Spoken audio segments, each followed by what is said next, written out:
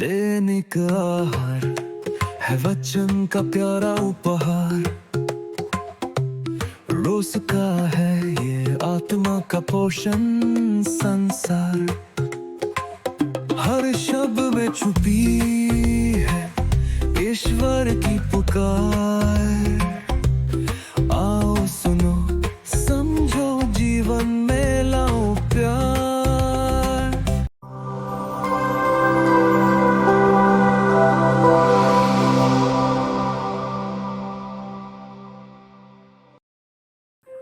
मेरे प्यारे भाई और बहनों, क्या आपको कभी कोई शादी, जन्मदिन या भोज का निमंत्रण मिला है? सोचिए, जब कोई हमें बुलाता है तो हमें कितनी खुशी होती है ना? हम अच्छे कपड़े पहनते हैं, समय पर पहुंचने की कोशिश करते हैं, क्योंकि यह हमारे लिए एक सम्मान की बात होगी। पर जरा सोचिए, अगर हम कहें कि अभी नहीं, समय नहीं है, बाद में, तो क्या बुलाने वाला खुश रहेगा?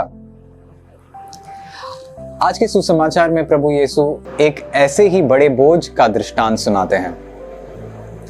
एक व्यक्ति ने बड़ा बोझ तैयार किया।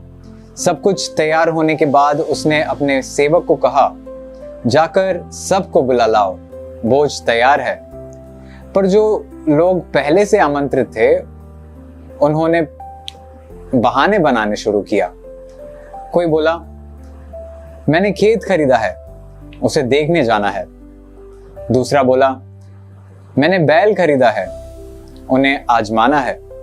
तीसरा बोला, मैंने अभी अभी शादी की है, इसलिए नहीं आ सकता। सुनिए, इन सब के पास बहाने तो थे, पर सच्ची इच्छा नहीं थी।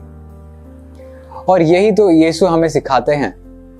कभी कभी हम भी ऐसे ही बहाने बनाते हैं। भाई और बहनों, क्या हम भी ऐसे नहीं करते? ईश्वर हमें रोज बुलाते हैं, भोजन के लिए नहीं, बल्कि अपने स्वर्गीय राज के भोज में शामिल होने के लिए। और वह है प्रार्थना करना, दूसरों की सेवा करना, क्षमा करने का और प्रेम में बढ़ने का। लेकिन हम कहते हैं, आज नहीं प्रभु, थोड़ा व्यस्त हूं, कल से शुरू करूंगा, जब समय मिलेगा तब चर्च जाऊंगा, पहले सब काम निपटा लूं, फिर प्रार्थना करूंगा। क्या ये सब बहाने नहीं हैं? हम यह भूल जाते हैं कि ईश्वर का बुलावा आज है, कल नहीं। जो आज जवाब देता है, वही उस बोझ का आनंद पाएगा। प्रभु यीशु का यह दृष्टांत हमें यह सिखाता है कि ईश्वर का राज्य केवल कुछ लोगों तक सीमित नहीं है। पहले बुलाए गए लोग, यानी यहूदी, ने यीशु का निमंत्रण टुकार दिया। इसीलिए अब ईश्वर कहते हैं, जाओ गलियों और सड़कों से सबको बुला लाओ, गरीब, लंगड़े, अंधे, पापी, सबको। क्योंकि ईश्वर का प्रेम कुछ लोगों तक नहीं, बल्कि सबके लिए है। आज यीशु हमें यह कहते हैं, तुम सब मेरे भोज के लिए आमंत्रित हो, चाहे तुम्हारे अतीत कैसा भी हो। मैं तुम्हें चाहता हूं। जैसा कि हम संत मती के सुसमाचार अध्याय 11 पद संख्या 28 में पढ़ते हैं, थके मांदे और बोझ से दबे हुए लोग, तुम सभी मेरे पास आओ, मैं तुम्हें विश्राम दूंगा। तो आइए हम यह ना कहें कि मेरे पास समय नहीं है, बल्कि कहें, प्रभु मैं तैयार हूं। संत पौलुस रोमियो के पत्र अध्याय 12 पद संख्या 11 से 13 में कहते हैं, उत्साह में आलसी ना बनो, आत्मा में उबलते रहो, प्रभु की सेवा करो।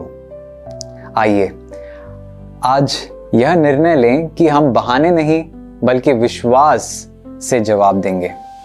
जब यीशु हमें बुलाएंगे तो हम कहें, प्रभु मैं आ गया हूं, आपकी निमंत्रण मेरे लिए सबसे बड़ा सम्मान है।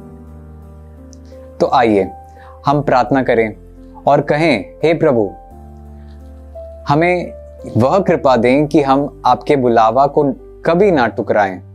हमारे मन से आलस्य, डर और बहाने हटा दें। हमें सच्चे प्रेम और विश्वास से आपके राज के बोझ में शामिल होने का योग्य बना दें। आमीन।